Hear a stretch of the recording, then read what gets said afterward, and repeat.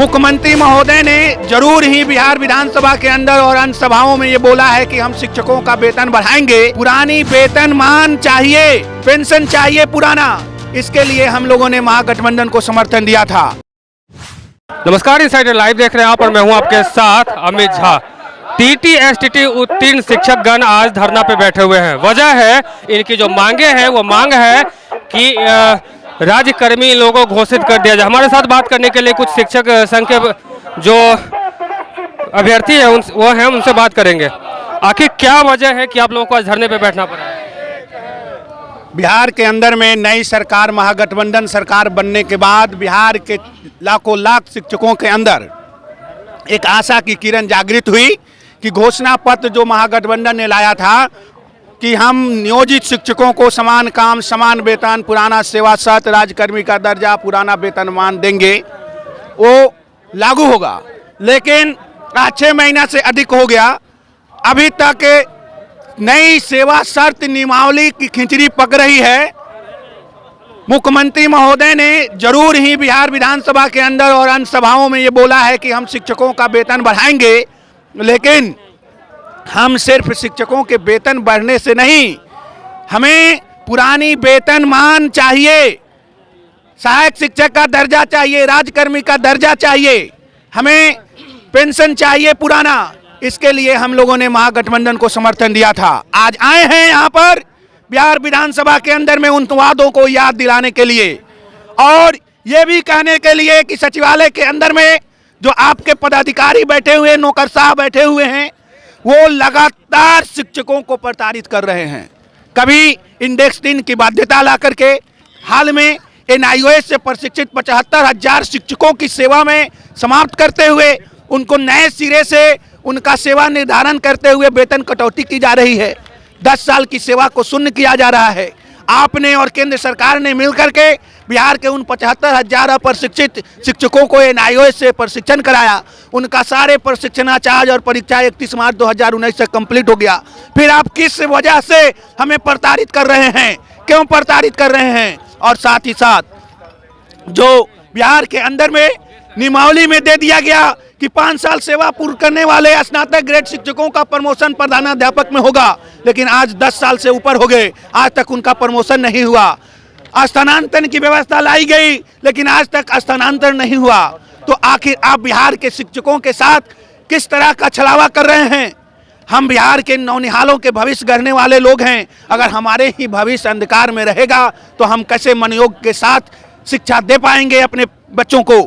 इसलिए माननीय बिहार विधानसभा विधान परिषद के समक्ष हम हजारों हजार टेट स्टेट शिक्षक उपस्थित होकर के सरकार का ध्यान आकृष्ट कराना चाहते हैं और ये कहना चाहते हैं कि अभी वक्त है, आप हमारी मांगों को मानिए। अगर आप नहीं मानते हैं तो ये जो आंदोलन का शंखनाद हुआ है, ये थमने वाला नहीं है। आने वाले 2024 और 2025 में आपके खिलाफ बहुत बड़ा मूवमेंट खड़ा होगा और इसका परिणाम आपके चुनाव को भुगतना पड़ेगा। इसलिए आप चेतिए और NIOS शिक्षकों को 31 मार्च 2019 से ही प्रशिक्षित मानते हुए इंडेक्स 3 की बाध्यता को समाप्त करिए, ग्रेड पे की 2 साल की बाध्यता को समाप्त करिए, तुरंत स्थानांतरण कराइए, स्नातक ग्रेड शिक्षकों का प्रमोशन करिए, हमें समान काम, समान वेतन, समान सेवा शर्त, पुराना पेंशन, राज्यकर्मी का दर्जा दीजिए।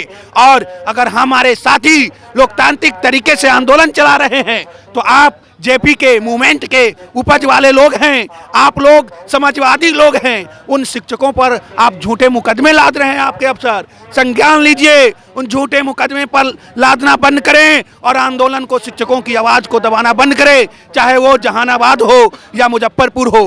हमारे नेताओं के ऊपर, शिक्षकों के ऊपर, लोकतांत्रिक तरीके से आंदोलन चलाने वाले के ऊपर आप शोकौज कर रहे हैं, आप उन पर मुकदमा लाद रहे हैं। अब क्या साबित करना चाहते हैं? आप हिटलर के जो यहाँ पर हो गए हैं, उनके विचारों को मानने वाले आप हो गए हैं। आप JP के विचारों को मानने वाले नहीं रह गए हैं। तो ये शिक्षक अपने अगर पूरी तरह से एकजुटता के साथ बिहार के सड़कों पर उतरने के लिए अब तैयार बैठ गए हैं।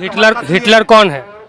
हिटलर पूरे दुनिया के अंदर में इस बात के लिए जाना जाता है, तानाशाह के लिए। बिहार में जो आप लोगों के साथ हो रहा है, इसमें हिटलर की भूमिका में कौन है? हिटलर की भूमिका में इनके सारे नौकरशाह हिटलर की भूमिका में हैं। और अगर हमारी उन हिटलर शाह नौकरशाहों के जो करतूत है, उन करतूतों को अगर यहाँ की सरकार प्रश्रय दे रही है, माननीय मुख्यमंत्री प्रश्रय दे रहे हैं, माननीय उप मुख्यमंत्री प्रश्रय दे रहे हैं, तो वो भी हिटलर हैं।